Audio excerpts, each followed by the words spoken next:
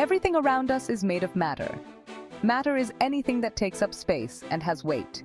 It exists in different forms called states of matter. The most common states are solids, liquids, and gases. Solids have a fixed shape and volume. Think of a rock, a book, or a chair. They hold their form and don't easily change shape. Liquids, on the other hand, have a fixed volume but take the shape of their container. Water, juice, and oil are examples of liquids. They flow and can be poured. Gases have no fixed shape or volume.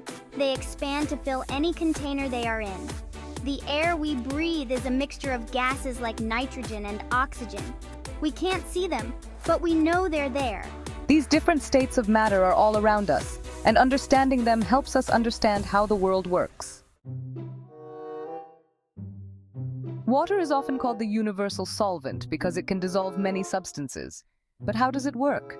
Solubility depends on the interaction between water molecules and the molecules of the substance being dissolved. When a solid, like salt or sugar, dissolves in water, the water molecules surround the individual molecules of the solid, breaking them apart. This process is like a dance, where water molecules pull the solid molecules away from each other until they are evenly distributed throughout the water. Liquids can also dissolve in water. For example, when you mix vinegar, which is mostly acetic acid, with water, the two liquids mix completely. This is because the molecules of vinegar and water are attracted to each other and can easily intermingle. Gases can dissolve in water too. Think about a bottle of soda. Carbon dioxide gas is dissolved in the liquid, giving it its fizz. When you open the bottle, the pressure is released, and the gas comes out of solution, forming bubbles. Understanding solubility is important in many areas, from cooking and cleaning to medicine and environmental science. Matter can change from one state to another. This fundamental property of matter is what makes our world so dynamic and ever-changing. These transformations are called changes of state, and they happen when we add or remove heat energy. The energy causes the molecules within the matter to move differently, leading to a change in their state. Let's explore some of these fascinating changes and understand how they impact our daily lives. Melting is when a solid changes into a liquid. This process is something we encounter frequently, often without even realizing it. Imagine an ice cube melting on a warm day. The solid ice absorbs heat from its surroundings, causing the molecules to vibrate faster and break free from their fixed positions. The heat energy from the surroundings causes the ice molecules to vibrate faster, breaking the bonds holding them together in a solid structure. This transition from solid to liquid is a clear demonstration of how energy influences matter. Boiling is similar to melting, but involves a more dramatic change. It's a process that we often see in our kitchens, yet it's a powerful example of energy at work.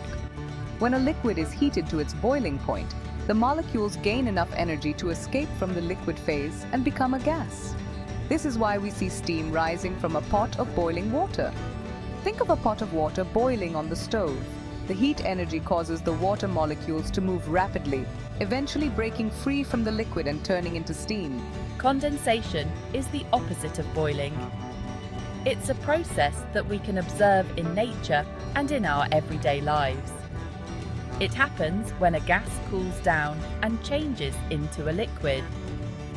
This is a common occurrence, especially in humid environments. Picture water droplets forming on a cold glass of water on a humid day. The water vapor in the air cools down when it touches the cold glass and condenses into liquid water. The water vapor in the air cools down when it touches the cold glass and condenses into liquid water. This process is essential for the water cycle and helps regulate our climate. Freezing is the reverse of melting. It's a process that we rely on for preserving food and creating ice for our drinks. It occurs when a liquid cools down and changes into a solid. This is a process that we can easily observe in our freezers. Think of putting a tray of water in the freezer to make ice cubes. The water molecules slow down as they lose heat energy and eventually lock into a fixed crystalline structure. The water molecules slow down as they lose heat energy and eventually lock into a fixed crystalline structure. This transformation is crucial for many natural and artificial processes. Sublimation is a more unusual change of state. It's a process that we don't see as often, but it's equally fascinating. It happens when a solid changes directly into a gas without going through the liquid phase. This is a rare but important process in both nature and industry. Dry ice, which is frozen carbon dioxide, is a good example. It sublimates at room temperature, turning directly into carbon dioxide gas. It sublimates at room temperature, turning directly into carbon dioxide gas. This process is used in various applications, from creating fog effects to preserving perishable goods. These changes of state are all around us, shaping the world we live in. They are fundamental to many natural processes and human activities, shaping the world we live in. From the water cycle that sustains life on Earth, to the industrial processes that produce the goods we use every day, changes of state are essential to our existence. Section 4. Physical versus chemical changes, appearance versus identity. Matter is constantly changing. Sometimes these changes are merely physical, affecting only the appearance of the substance. Other times they are chemical, resulting in the formation of entirely new substances. Understanding these changes is fundamental to grasping the nature of matter and its transformations. Physical changes don't alter the chemical composition of a substance. For example, cutting a piece of paper into smaller pieces is a physical change. The paper is still paper, it's just in a different shape. Similarly, melting an ice cube is a physical change. The water is still water, just in a different state of matter. These changes are often reversible, meaning the original form can be restored. For instance, water can be frozen back into ice, and the paper pieces can be glued back together, though not perfectly. Chemical changes, on the other hand, result in the formation of new substances with different properties. Burning wood is a classic example of a chemical change. The wood reacts with oxygen in the air, producing ash, carbon dioxide, water vapor, and other products. The original wood no longer exists. This process is irreversible. You cannot turn ash back into wood. Chemical changes often involve energy changes, such as the release of heat or light, indicating a transformation at the molecular level. Another example is the rusting of iron. When iron is exposed to moisture and air, it undergoes a chemical reaction with oxygen, forming iron oxide, commonly known as rust. Rust has different properties than iron. It's brittle and flaky. This change is also irreversible under normal conditions.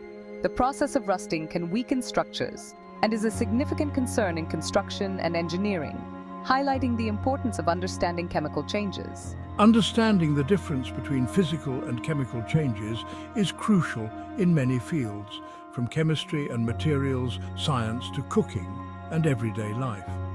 In the kitchen, for example, cooking an egg is a chemical change, as the proteins in the egg alter their structure and cannot revert to their raw state. In contrast, dissolving sugar in water is a physical change, as the sugar can be recovered by evaporating the water. Recognizing these differences helps us manipulate materials and processes more effectively, whether in scientific research, industrial applications, or daily activities. Section 5. Expanding Horizons Matter in Motion. In this section, we will explore the fascinating ways in which matter behaves when subjected to different temperatures. Matter doesn't always stay the same size. It can change in surprising ways. It can expand and contract in response to changes in temperature. This phenomenon is known as thermal expansion and contraction. This property of matter has important implications in our daily lives. From the tools we use to the buildings we live in, thermal expansion and contraction play a crucial role.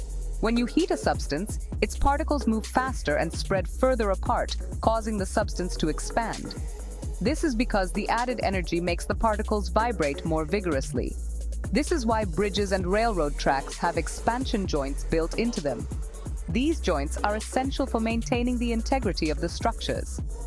These joints allow the structures to expand and contract with temperature changes without buckling or cracking. Without them, the structures could suffer significant damage.